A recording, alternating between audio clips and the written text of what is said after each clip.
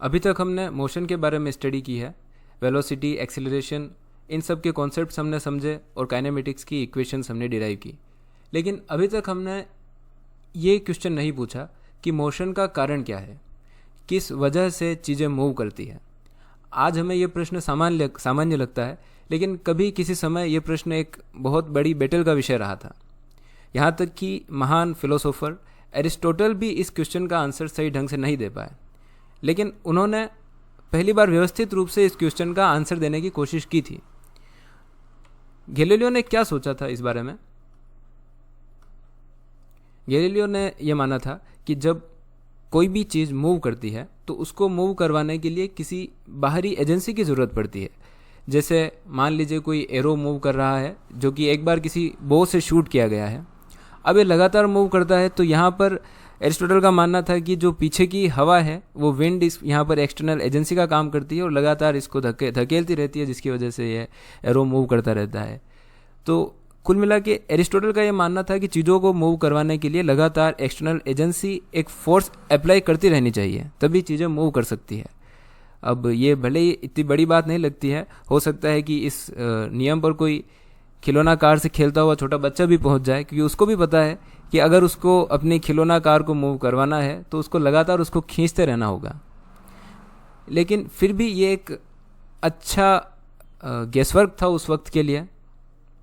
अब हम ये देखेंगे कि किस तरीके से जो इस फैलेसी को दूर किया गया गैलीलियो के द्वारा, और गैलीलियो ने कौन सा रूल दिया इसके बारे में, वो हम पढ़ेंगे।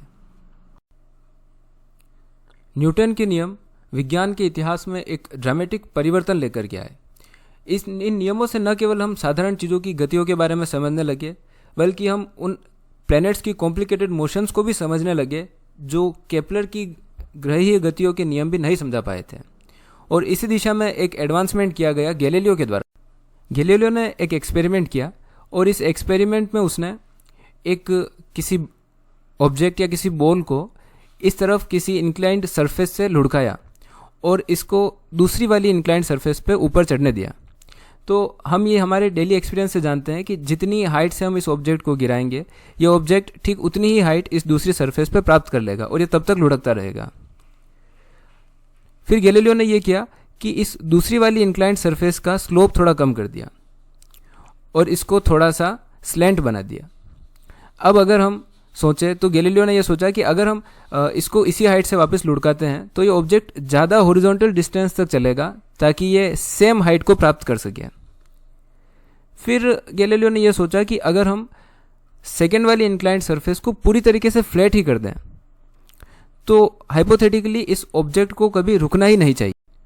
अगर हम दूसरी वाली सरफेस का इंक्लिनेशन पूरी तरीके से ज़ीरो कर दें और फिर इस फर्स्ट सरफेस से हम अगर बॉल को लुढ़काते हैं तो इस बॉल को एक बार लुढ़काने के बाद कभी भी रुकना नहीं चाहिए और एक कांस्टेंट वेलोसिटी से हमेशा ट्रैवल करते रहना चाहिए। लेकिन प्रैक्टिकल केस में ऐसा नहीं होगा, क्योंकि बॉल और सरफेस के बीच में फ्रिक्शन काम करेगा जो इवेंचुअली इस बॉल की मोशन को रोक देगा। लेकिन यहाँ अगर ये सरफेस पूरी तरीके से फ्रिक्शनलेस होती तो ये ऑब्जेक्ट कभी भी नहीं रुकता। इससे गैलीलियो इस नतीजे पर पहुँचे कि कोई भी ऑब्जेक्ट अपने यूनिफॉर्म मोशन की स्टेटस को या अपने स्ट्रेट लाइन में मूव करने की स्टेटस को बरकरार रखती है जब तक कि उस पर कोई एक्सटर्नल फोर्स काम न करे और उससे अन्यथा व्यवहार न करवाए।